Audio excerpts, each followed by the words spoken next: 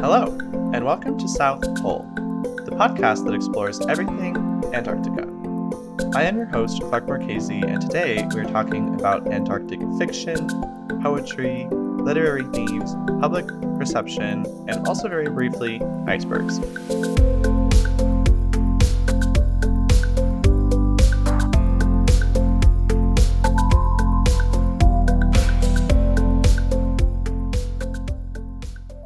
It's possible you've read Coleridge's Rime of the Ancient Mariner, but it's almost certain that you've seen at least one clip from Frozen Planet, narrated by the icon David Attenborough. Antarctic media of all kinds is very influential in shaping our perceptions of the continent. I remember seeing March of the Penguins in cinema when I was 5 years old, and subsequently I had a Happy Feet birthday party at the local roller rink with Happy Feet plates and Happy Feet cups. I don't know why, but Antarctica media just sticks with us. Or maybe it's just me, but I don't think it is. Because there's a lot of literature, poetry, novels, documentaries, and stories all about Antarctica, and we're going to talk about them today. Our guest for today is named Dr. Elizabeth Leane, who is close colleagues with Dr. Katie Marks, who was the guest of our very first episode. Together, they co-chair the Public Engagement with Antarctic Research Action Group at the Scientific Committee for Antarctic Research. So we are going to talk a little bit about public engagement as well, but from a different angle. Dr. Leane has degrees in both science and literature, so today we're going to be talking about how people's perceptions of Antarctica are formed, specifically through a literary investigation of Antarctic fiction. We're going to identify themes in Antarctic works of poetry and prose. We'll also mention some of the non-fiction pathways of perception formation, and we're going to talk about how perceptions translate into support for Antarctic initiatives, and of course, the importance of public engagement. Now, without further ado, let's get started.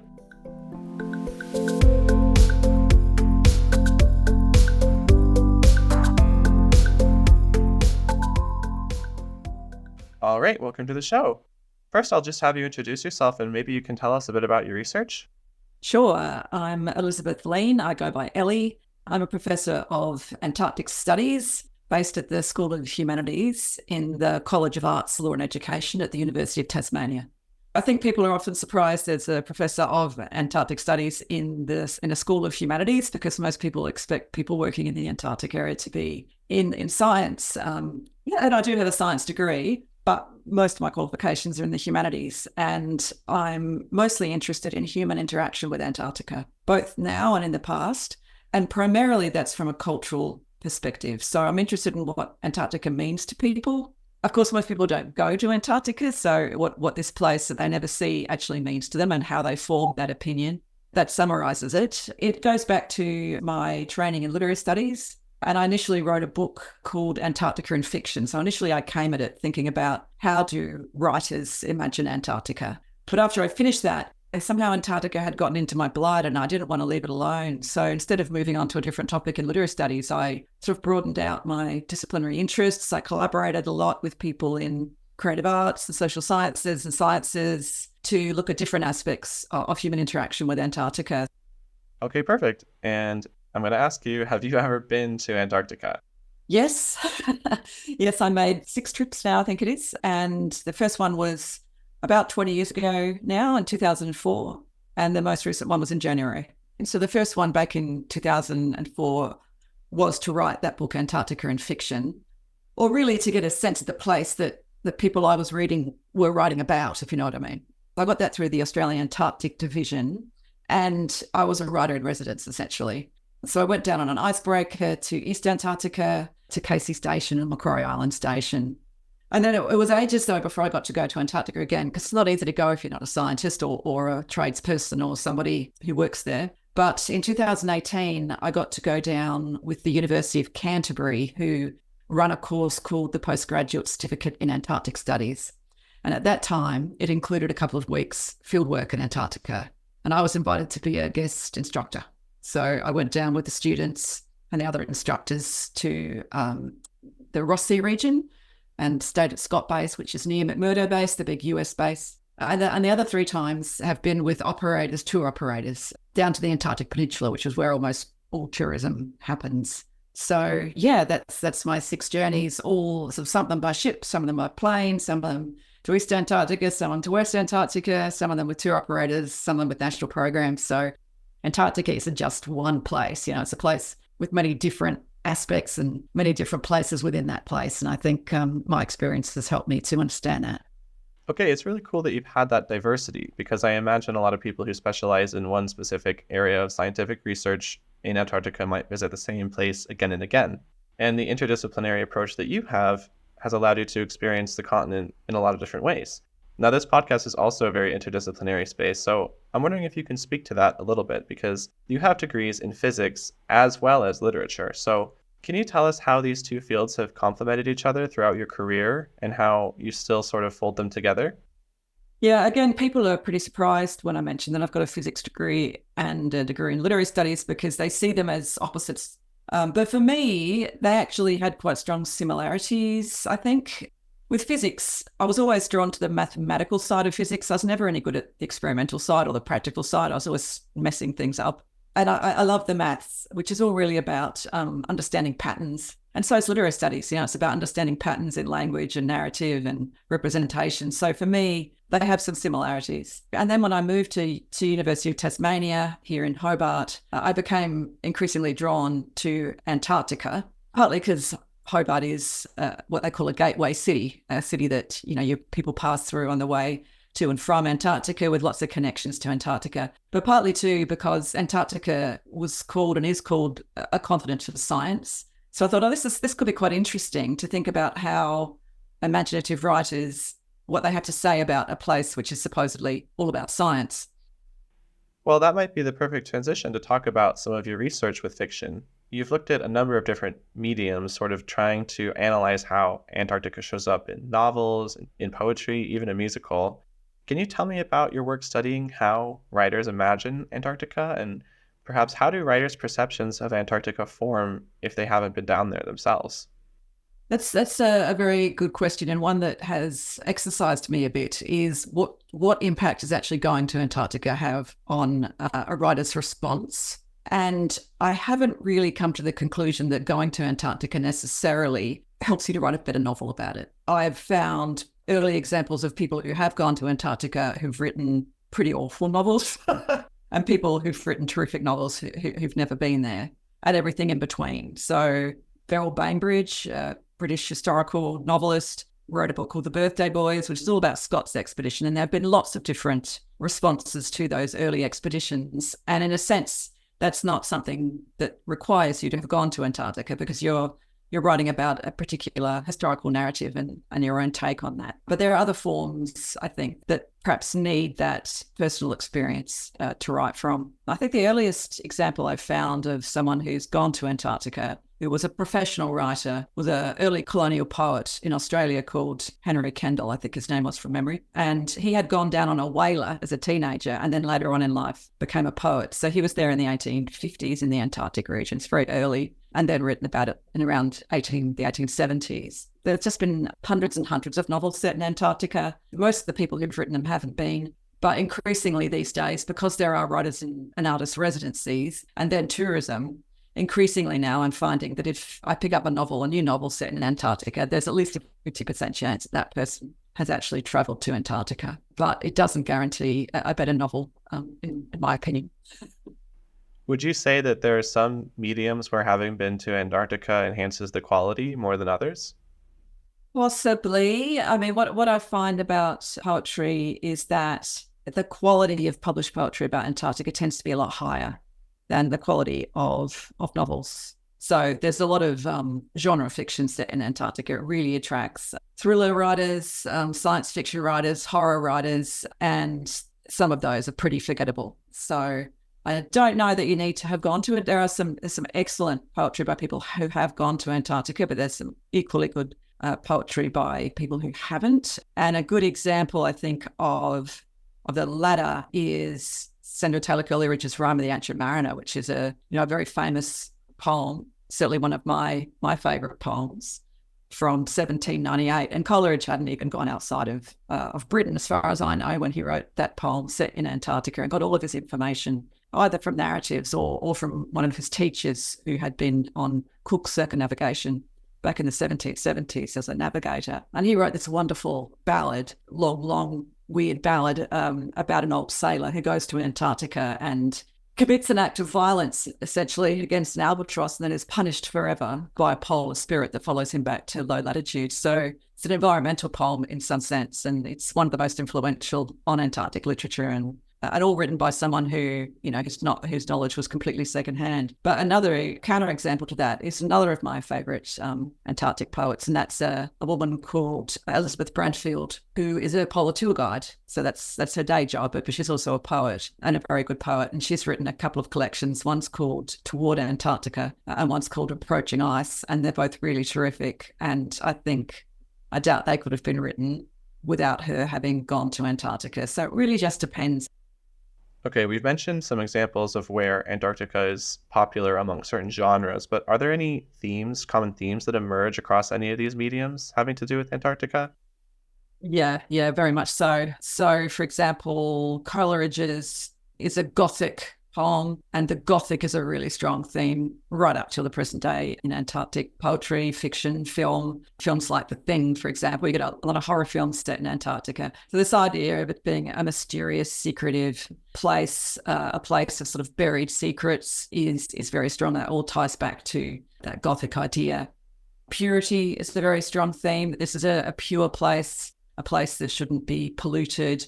And sometimes that takes an environmental angle, but sometimes it can be quite disturbing. You get a lot of novels around the later 19th century, early 20th century, which are all subtextually at least about racial purity, and Antarctica being a pure white space. That becomes, that's quite an unsettling part of Antarctic fiction. So that purity theme is really strong. Temporality, time is a very strong theme. So the idea that the ice freezes things and that time moves differently, that Antarctica can preserve the past in a special way. The diurnal changes that you get, I think, feed into that. So the fact that if you're at the South Pole, you have a very long, essentially, a year is equivalent to a day, with a very long summer and a very long winter, and, darkness all of winter and sun all of summer. So a lot of narratives play around with time. And another one is transformation. So the idea that when you go down to Antarctica, you come back a different person in some way. So, when you think about it, because nobody is born, well, a few people have been born in Antarctica, but no one really grows up there. It's always a travel narrative of sorts. If it's anything realistic, vaguely realistic, it's a travel narrative of someone going to Antarctica and coming back.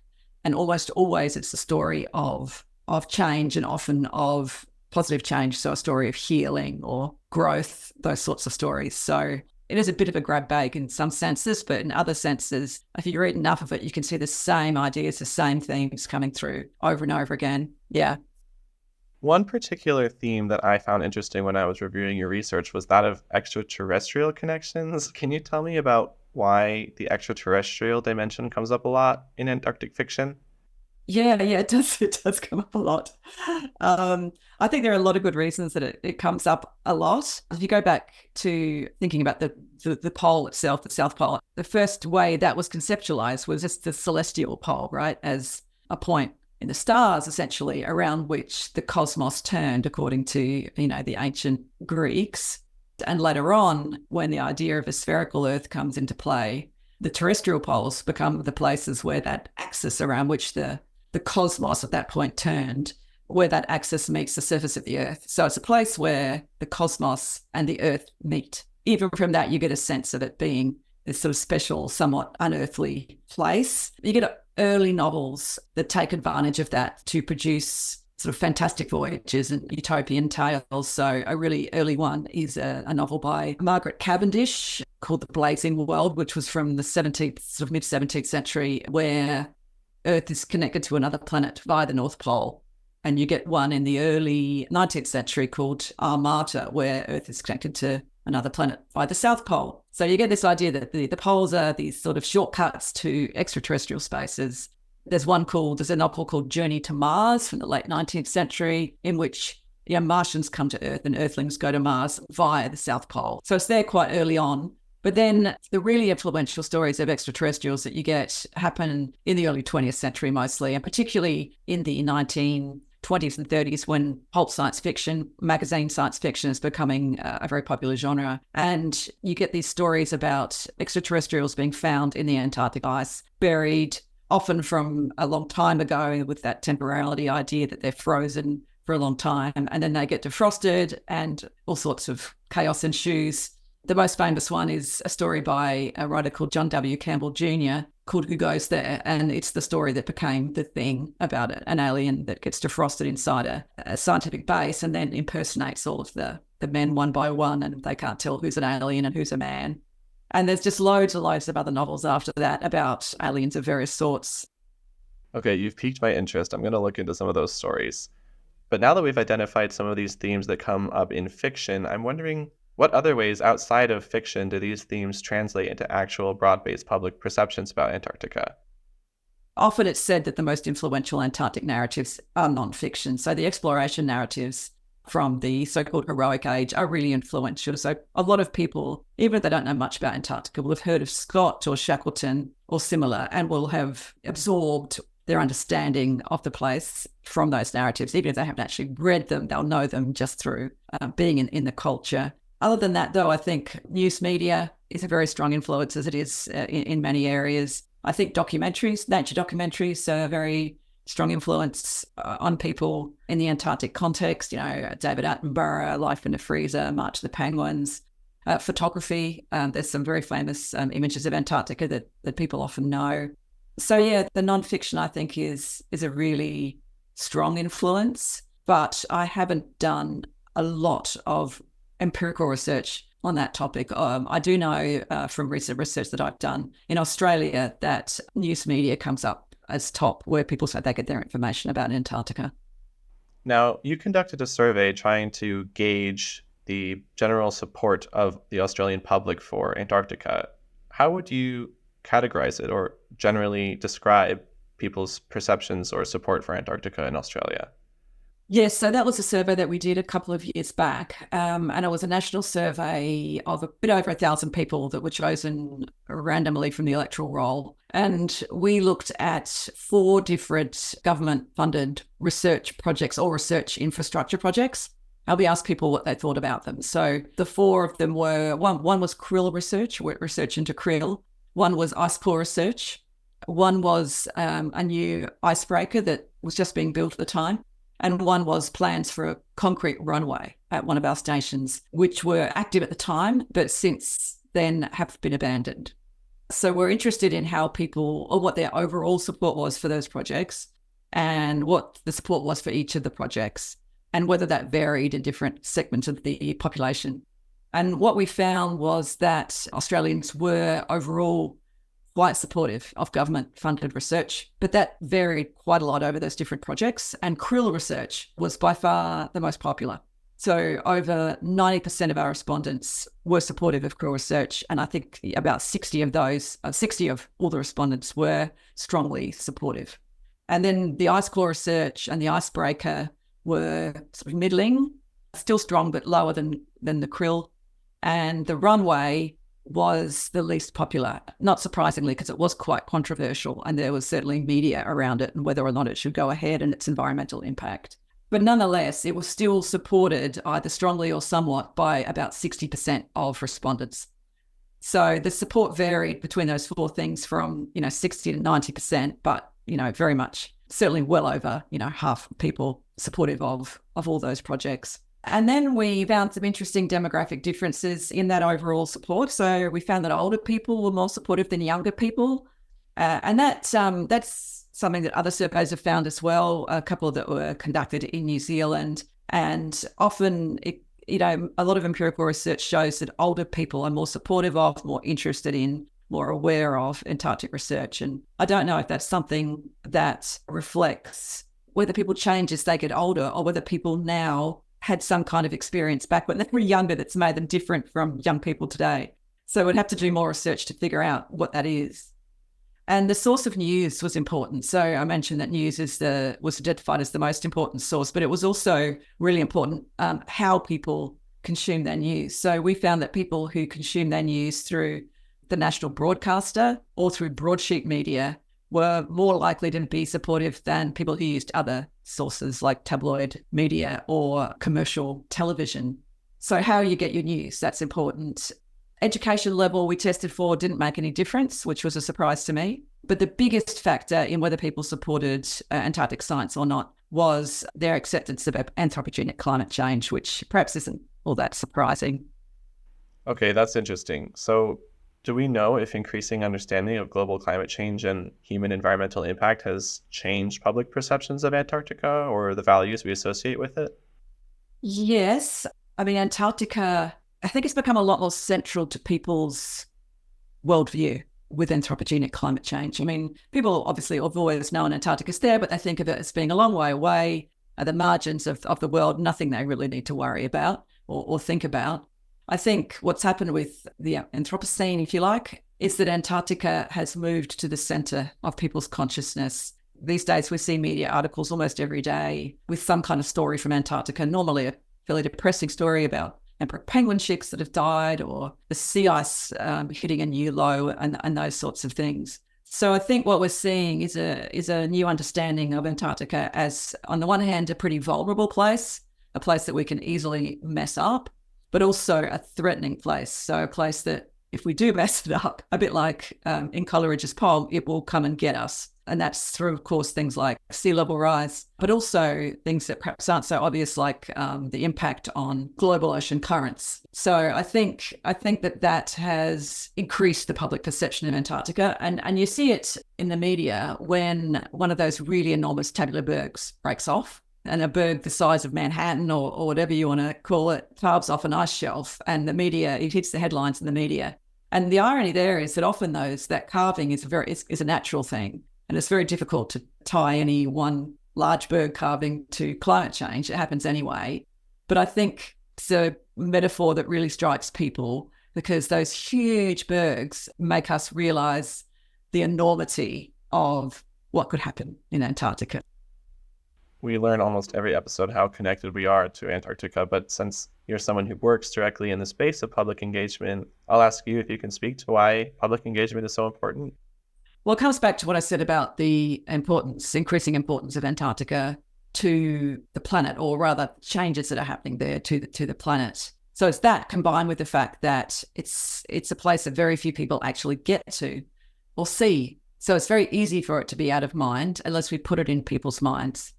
At recent Antarctic Treaty consultative meetings and other big international meetings, there's been a lot of emphasis on the need for better public engagement to put it in people's minds so that they're aware of the impact that climate change is having on Antarctica and hence on the planet.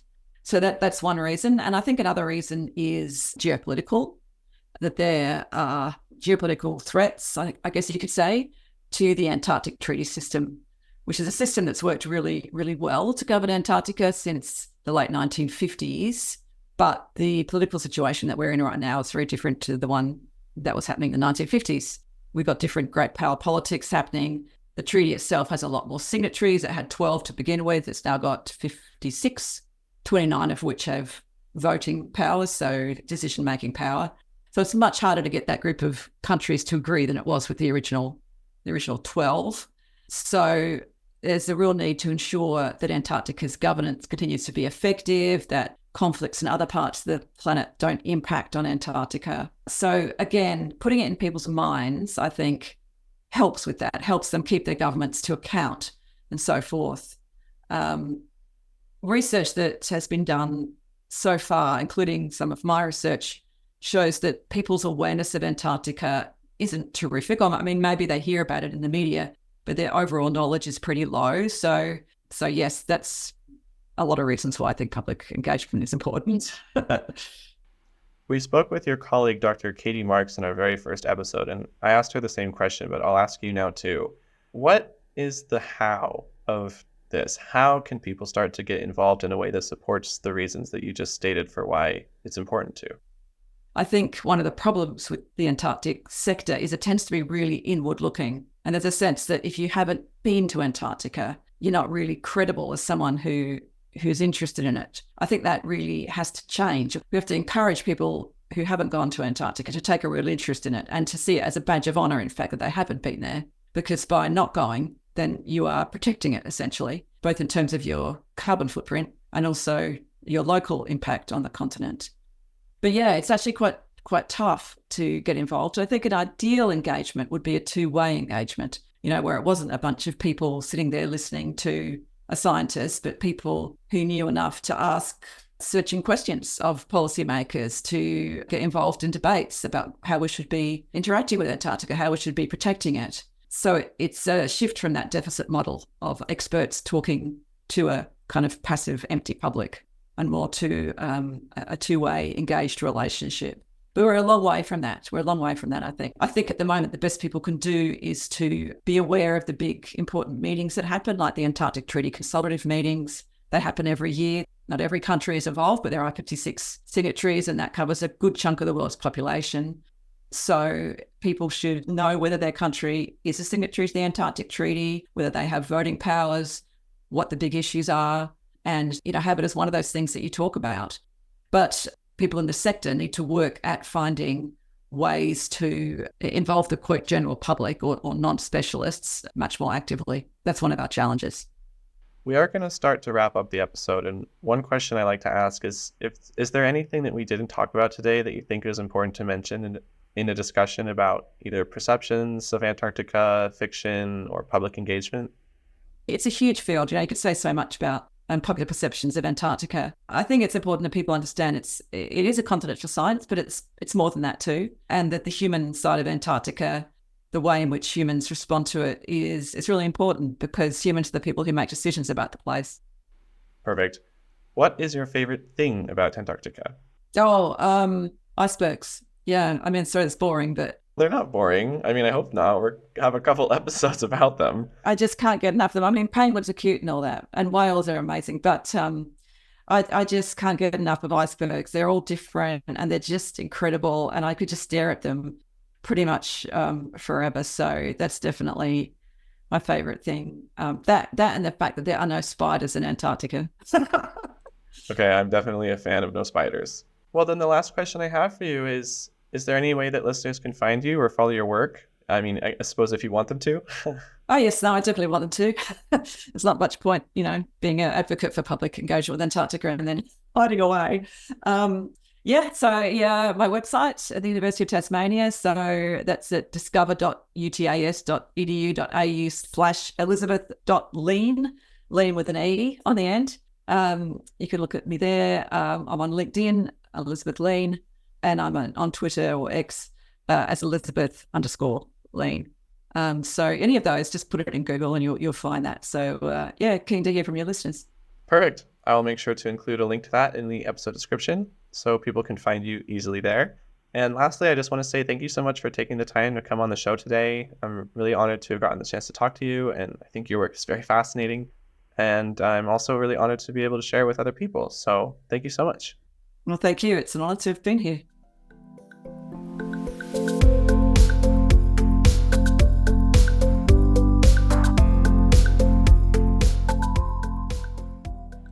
Okay, a major thank you to Dr. Elizabeth Leane.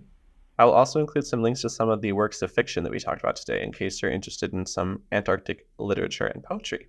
Also, if you're curious about the Antarctic Treaty, which we were talking about at the end, I'm also curious. So if you want to learn more about it, one thing you can do is subscribe to the show, and we will get around to it in one of the following episodes. All right, I think that's all I have for you today. Thank you so much for listening, and we'll talk soon.